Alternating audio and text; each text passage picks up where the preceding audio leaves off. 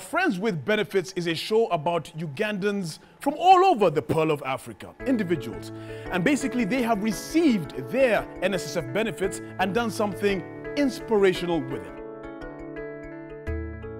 This is the biggest production we have done in Uganda to date. We were tasked to come up with a TV show, a platform which would be able to enable NSSF to show young people especially the benefits of saving. By inspiring the young generation, we need to speak their language.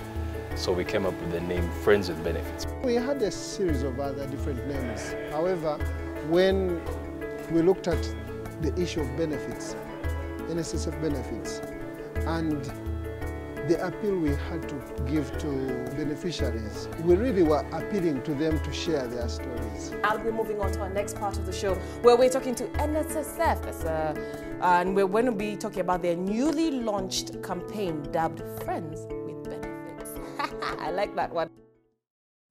The industry in Uganda has evolved or is evolving to a point where we are collaborating more and more and focusing on particular tasks. Fortunately for this particular production, there are three core teams.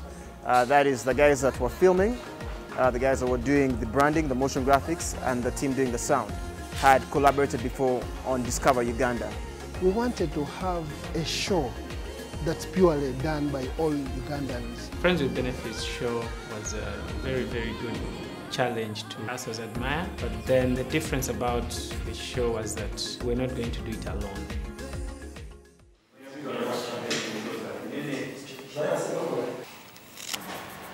The show required actually filming all over Uganda, but to find the time, to get our presenters there was a bit of a challenge. So we thought about a concept which is basically you shoot someone on green screen and then you place them in a place where they weren't necessarily physically in that space.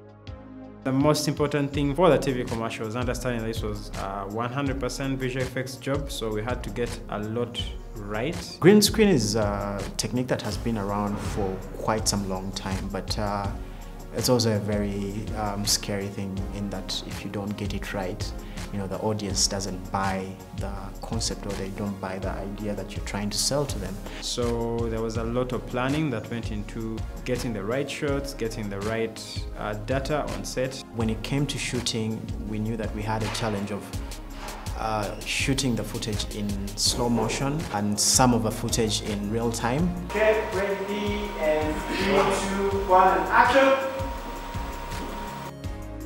The crew was really, really up to it. In the end, I think it just boiled down to just having an enthusiastic team of guys. I am glad how it turned out, and it's one of those that I look back at and say that was a great project. In terms of the illustrations, we were brought on early on when the stories were being pieced together by Media 256. So we've had to come up with an illustration style that supports actually the stories. So it's like storybook look with that grungy paper-like feel, and we felt that plays great with the stories themselves. Nigeria has a sound, South Africa has a sound. East Africa, I'm not so sure. We're so rich with culture. So some of the things that inspired me was, why don't we expose some of that culture? So in some of those you could hear the fiddle. We have the chromatic and pentatonic scales which are very, very signature to Uganda. So I was like, why don't we put that in the score? Why don't we make it bigger than life? So we just merged all those two things together, put it together, and the response was so humbling. Very, very humbling.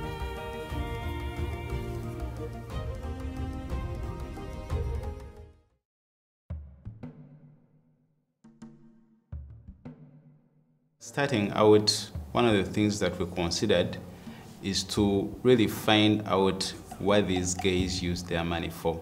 We had a brainstorm and we threw a couple of ideas at the board, but the one that stood out was, how about we get these people's stories and create monuments or sculptures? It's real stories, real people.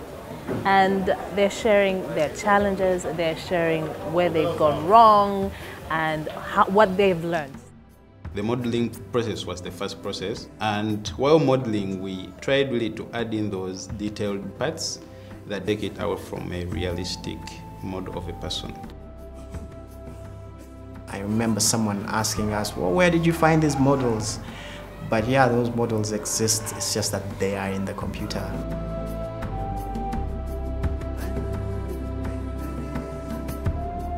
While out in the field, making these stories, being behind the camera, I really wanted people at home to identify with these stories, I wanted them to feel like, oh, that could be my uncle, that could be my sister, that could be me. So I wanted people to be in the shoes of the different finalists, and just realize how important it was for them to receive this money from NSSF, how it changed their lives, how it saved their lives in some cases. This is like Uganda's moment. This is Africa's moment.